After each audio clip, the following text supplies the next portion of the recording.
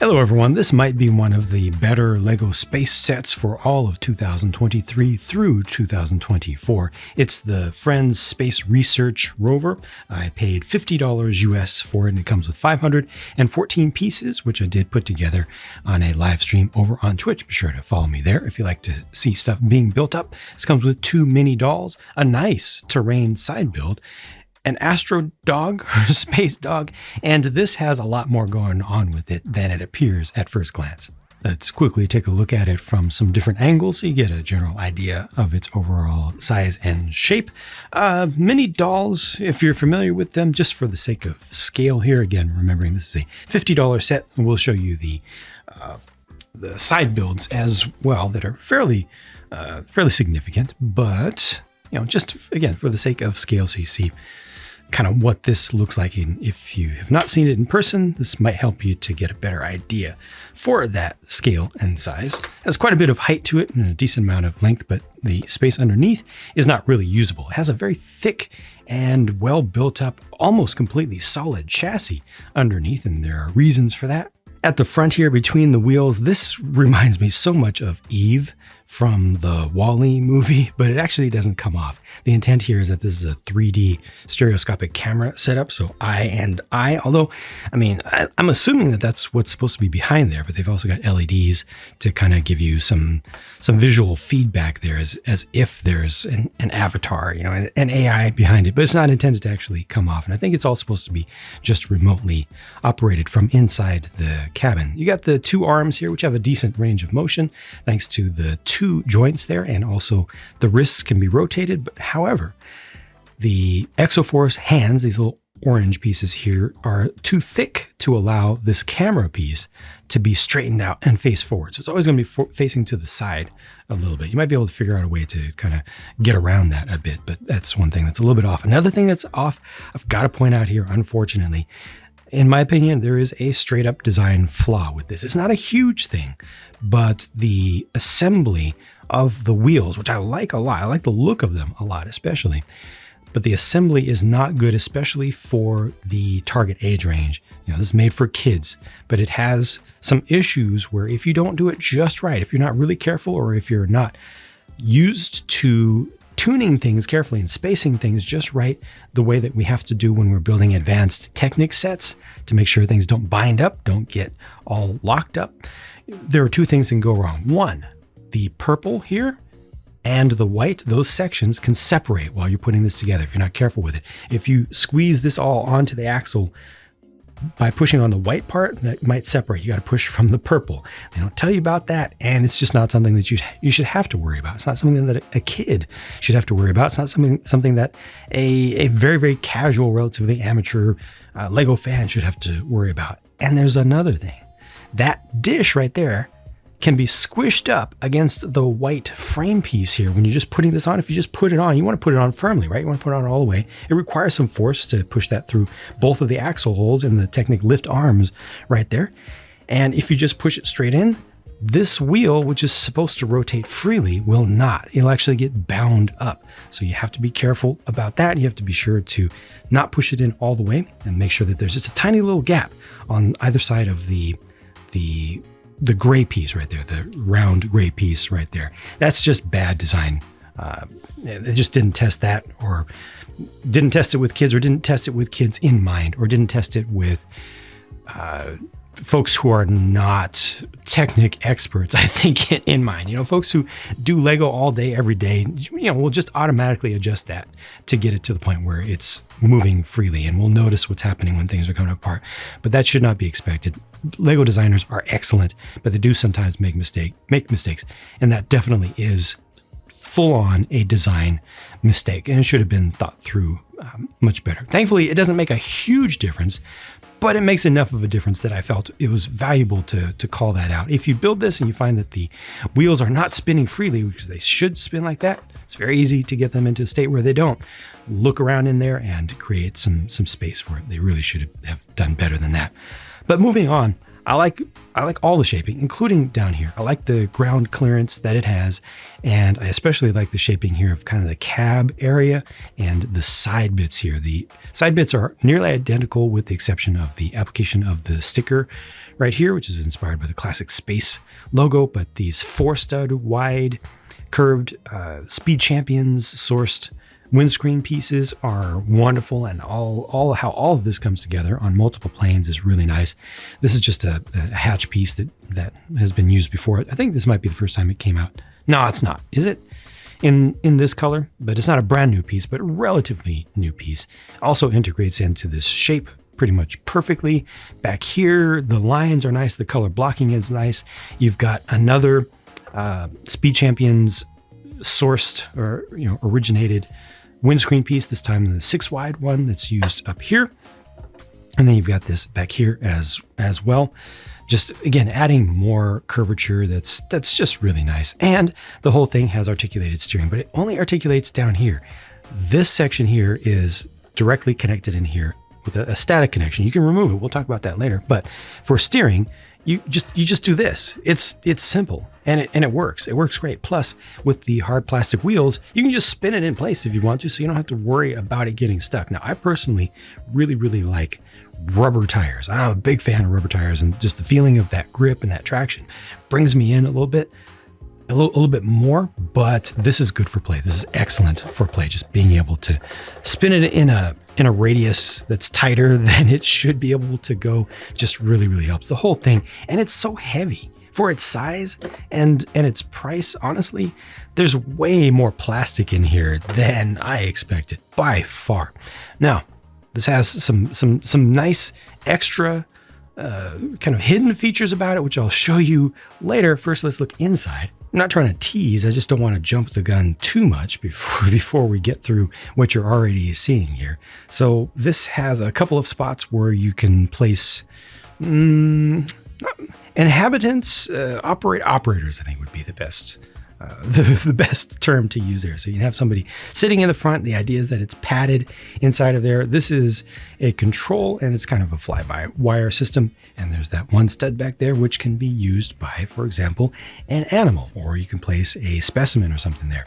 You've got an additional panel over here, and there's also one over here, and that's showing a live feed from a camera that is outside. Right? It all makes sense. That's good enough. I do wish that it was easier to get in here because this is enough space, but I want to be able to open up the sides as well. This does have the window frames in there that block things off. I'll just show you what's actually here, just so that you see what the structure actually is and what I would like to be able to remove. I'd like to be able to remove all of this easily. That wasn't that difficult, but honestly, it wasn't designed to be taken apart like that. So, just to be able to get fingers in here to help line things up would be better, in my opinion. Just the way it is intended to be used requires kind of smaller fingers, I think, for the best use of it. And then back here, this opens up from the top. Come on, there we go.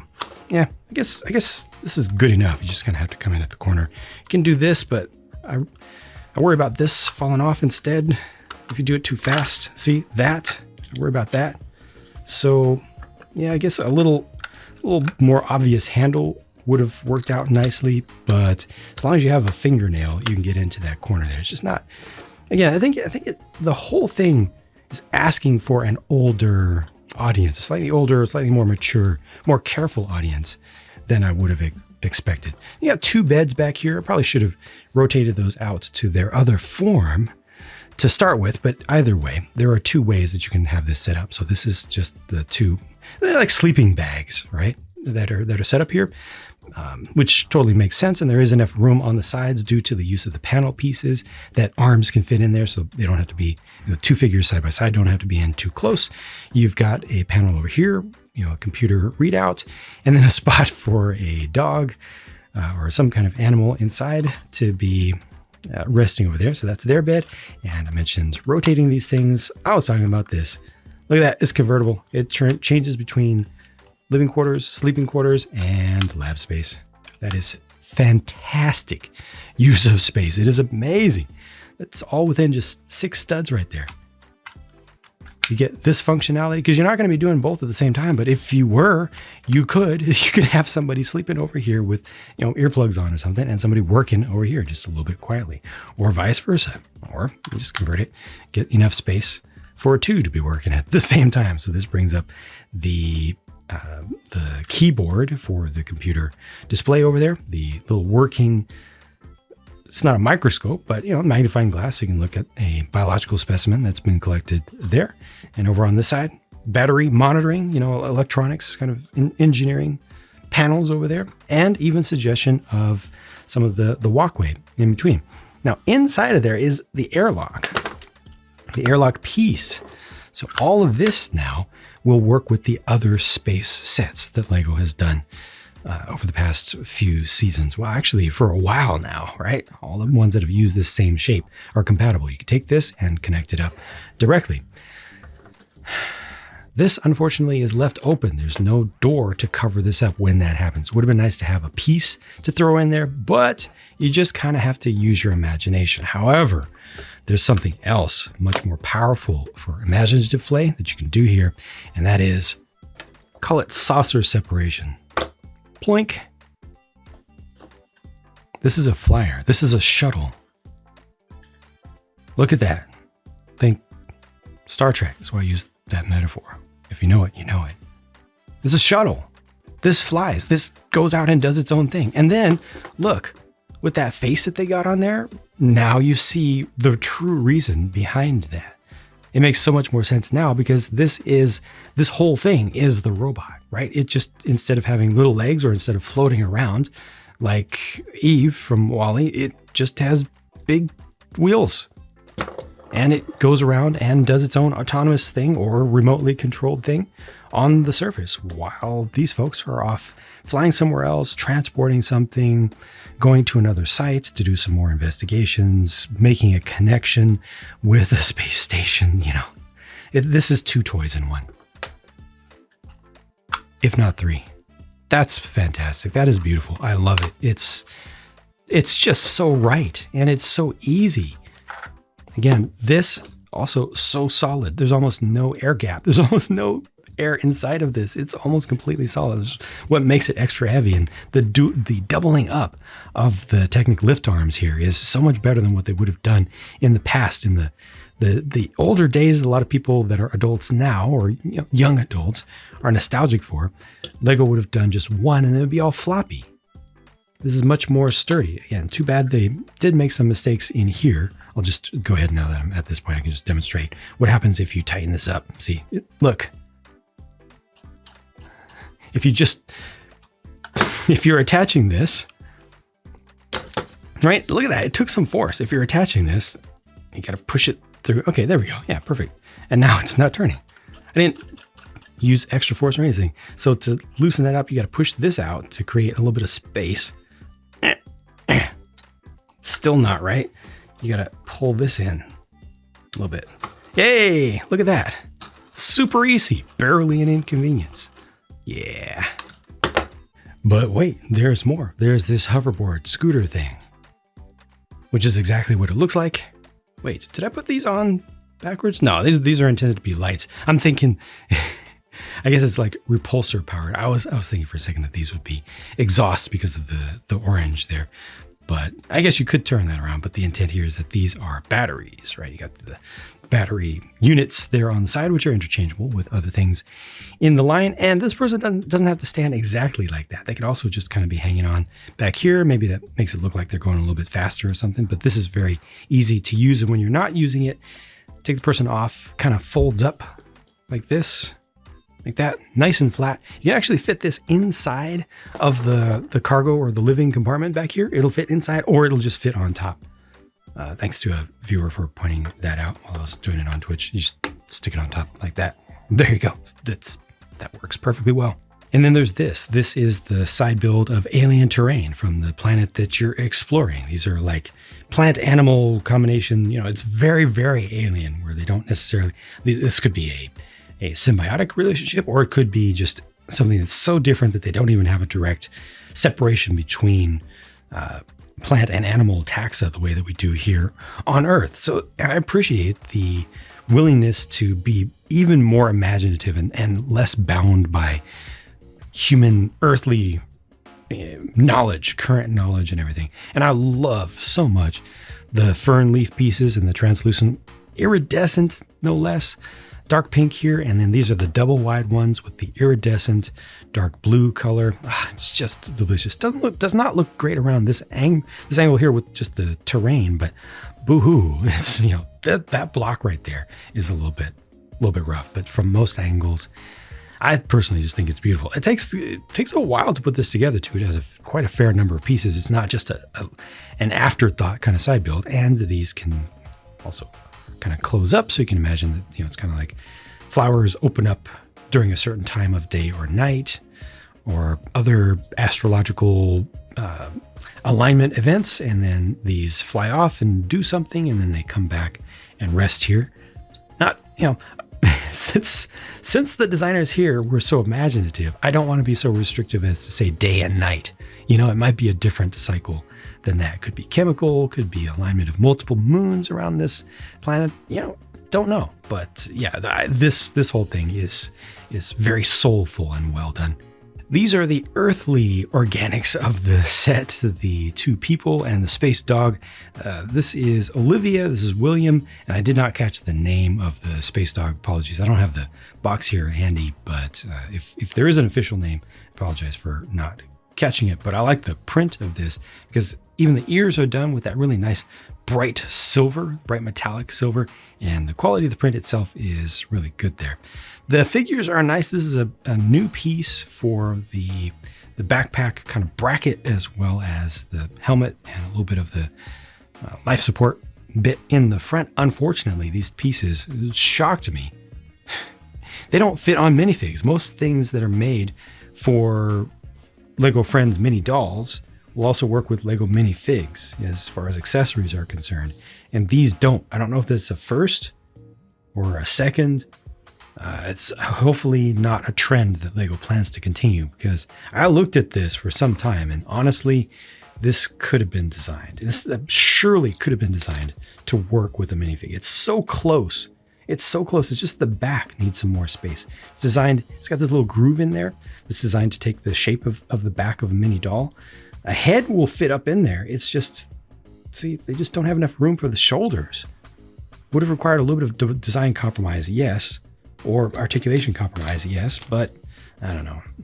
I prefer there to be as much interoperability as possible for Lego things. Thankfully, they do have very nice prints on them, and they did include hair pieces for them as options, which they should, and they did, and I appreciate that. They should always do that, at least whenever they possibly can. Gosh, these are just so good. Look at all the prints, 360 degrees all the way around. How come we can't get that on minifigs? Designers talking about it's not possible. It is not possible with the technology that exists on planet Earth today. It is not possible to print all the way around. It is also not possible to print things opaque all the time. And then Friends comes along and just proves that to be completely false. Yes, it's a different shape. I get that. But still, come on. Lego, we pay a lot of money for your premium plastic. We deserve this quality. This is Lego quality. This is what I want to see from Lego always. Here it is, proof that they can do it. They do it a lot. Let's do that for minifigs also. Do it. Here are the leftover pieces, which include a few small prints, and this is what the sticker sheet looked like. So yes, it does rely on this a fair bit, but I'd say all of these can be left off, and these can also be left off, but the bed ones are pretty important, not completely necessary, but I think these three are the most important over here. Well, looking at price, again, this was $50 US, 50 before tax. It is 50 euros, 45 pounds UK, or $65 Canadian. And I can't complain too much about that price. Of course, I would love for it to be lower, but relative to other toys today, just looking at the market, looking at Lego historically, back in my day, we could not have gotten this amount of stuff for an inflation adjusted equivalent to $50, $20, $24. We could not have gotten this much good stuff, that's for sure, because this is good stuff, with the exception of the design flaws down here, which they're tiny, but very important and meaningful. But the rest of it, I mean, how this separates out, you get more toys here than it actually looks like. The side build is substantive and nice. The figure quality is excellent. Some part recolors that are nice. You got this as well. That transformation feature in the back is such a good use of the space. And what you don't see here is the solidness of the chassis, which is frankly kind of incredible. It's a little bit over the top. It's more than I think it needs, but I'm not going to complain about it, because when you put this on, you just don't have to worry about things bending as a result, or ever coming apart. Like, you really push down with some force on this thing. It's not going to collapse. So yeah, I have to appreciate all of that. When you pick it up, when you actually build it in the first place and experience all of the complexity of the build, and then when you have it done and you pick it up, you're like, oh, there's something here. Yeah, I'm not going to complain about the price on this one, because all things relative, seems about right. Thankfully, the overwhelming majority of the whole thing is also really, really good. So if you like what you see, I do think you should get it. If you hate mini dolls, but you like the rest of it, I still think you should get it. You can make it work with minifigs. If you hate mini dolls and you hate the color scheme, consider just getting some of these wheels. They're pretty readily available out there in gray. Done. Maybe change these, leave the rest. It's so good. Thank you very much for watching. Hope you enjoyed this. Thanks for everybody for being with me over on Twitch during the build of this. I'll talk to you all again very soon.